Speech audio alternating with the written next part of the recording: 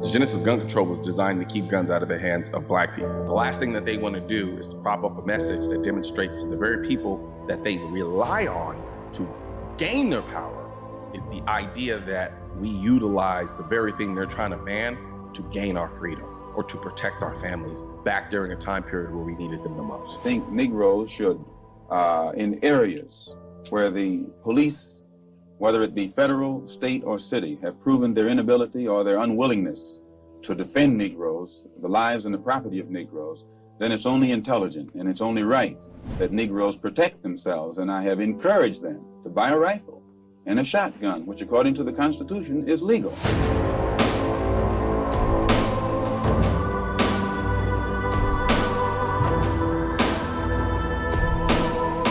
Let's do a little word association. Gun control. What comes to mind? School shootings? Assault weapon ban? Background checks? The word racism probably doesn't. Following the rise of slave rebellion, there was paranoia in the part of white settlers that there could be a violent rebellion. As a result of this growing fear, a series of laws passed restricting slaves from owning guns. These laws were known as slave codes. I can run down a laundry list of freedom fighters that used guns to literally kill slave masters or to kill KKK members. But because it's so removed from our history, a lot of people just don't know about it anymore. After emancipation, several southern states adopted black codes, which barred freed slaves from having guns on the basis that blacks were not citizens and therefore could not bear arms. Gun control was started in Virginia to make sure that melanated beings did not have the means to protect themselves. That's what happened. It's not like me making it up. That's like stats, that's like history. During the Great Migration after, the Civil War, where lots of melanated people looking for different opportunities and work, they galvanized, and even after that, to, in the industrial age, to urban centers like Detroit, like Atlanta, like Philadelphia. There's big pockets of melanated beings in these bigger cities. And that's where the gun control, the racist gun control, followed. As civil rights and desegregation was underway, the Ku Klux Klan gained traction with an agenda to intimidate the blacks and regain control of the South. In a few short months, 5 murders, 13 alleged members of the Ku Klux Klan said to be involved in the killings. When such an order as this moves in and takes over the police power, you are completely at their mercy. The Klan used to ride through small towns of Jonesboro, and it was only when the folks in those towns shot at the Klan that those night raids stopped. A lot of blacks in the South saw that one way of pushing back against racism is to be armed. Civil rights movement was backed by arms because they understood the need for it, because in such a small setting, especially when you're restricted, you understand the need for systems of checks and balances and to check somebody that's trying to stop your growth. So the last thing that they want to do is to prop up a message that demonstrates to the very people that they rely on to gain their power is the idea that we utilize the very thing they're trying to ban to gain our freedom or to protect our families back during a time period where we needed them the most. Post-civil rights era,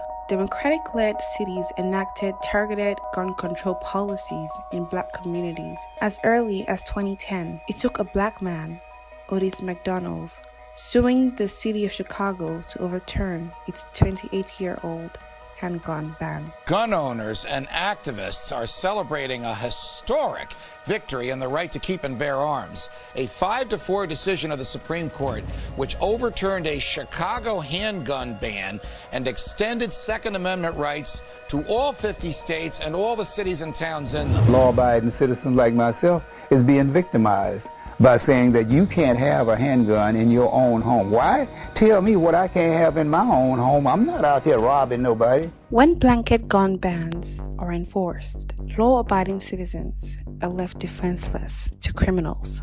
One of the most defenseless groups in the community are single mothers. Shooters shoot who they want to shoot. That's what they do. They shot 2 mothers on a site where mothers come every day to feel safe. Firearms defend the things that you value and love. And if tyrants whether they are tyrants in your neighborhood or tyrants in the law enforcement community or tyrants in political spaces that don't want to respect your right to exist, you have every fucking right to defend life. I am going to make it home to my family, period. Gun control laws have historically been stricter in urban communities, just as crime prevention policies such as Bloomberg's Stop and Frisk. It gave police authority to detain people suspected of committing a crime and searching them for weapons. They live amongst themselves with their bodyguards or their security guards who actually carry guns to protect them. Every time somebody presents a new bill, Joe Biden, 1990, you know, Clinton crime bills makes it a law, gun-free zones. 90% of the mass shootings in them same zones. So I don't want to ask what made them do this. They must be taken off the street. Born out of wedlock, without parents, without supervision, without any structure, without any conscience developing. And Madam President, we have predators on our streets. I think what it is, it's them trying to gain more control by providing a solution that would require more of that solution. You don't walk in my shoes. Our lives are not the same.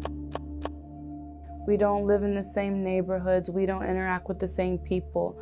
My past experiences are not your past experiences. I would pray that the negative experiences that I've had do not become your experiences, but sometimes you should step back and see things from another perspective, because it could be you, it could be your family member one day, it could be your friend, it could be your child. And like I said, that split second could change an entire life. The push for gun control never considers who will pay the price. It won't be politicians with your security details or big donors who live in gated communities.